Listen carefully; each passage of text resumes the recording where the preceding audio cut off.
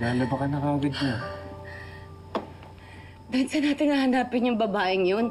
Na hindi natin alam yung pangalan niya. Hindi natin alam kung saan siya nagpunta. Hindi natin alam kung ano yung itsura niya. Si Bukoy lang nakakita sa kanya. Kasi ang lapit-lapit na natin dun sa babaeng yun eh. Bakit di natin siya naabutan? Hindi natin nakita kung ano yung itsura ng babaeng kumuha sa anak natin. Emma! Tulungan mo si Monkey! Tulungan mo siya! Iligtas mo siya! Ano nangyari? Kinulong siya ni Ma'am Atit Kinadena. Ano? Bakit? Natuklasan kasi ni Mookie na wala talaga siyang sakit. Lahat ng yun, gawa-gawa lang ni Ma'am Olive. At ito pa, yung mga itinuturok sa kanya na gamot. Gamot para sa hayop. Ano?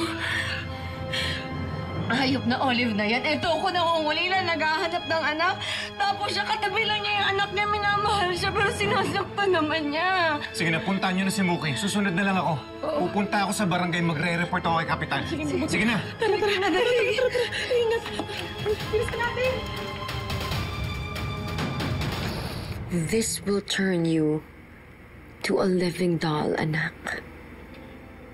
Hindi mo na magagalaw ang mga kamay mo, ang mga paa mo, ang buong katawan.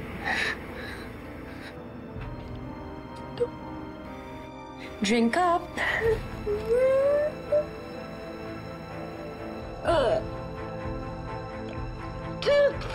Inumin mo! Stop resisting, Moki! Dora, inumin mo! Inumin mo, sabi!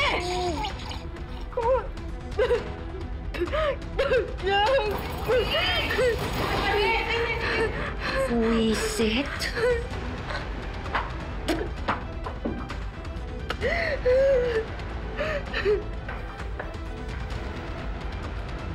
Moki!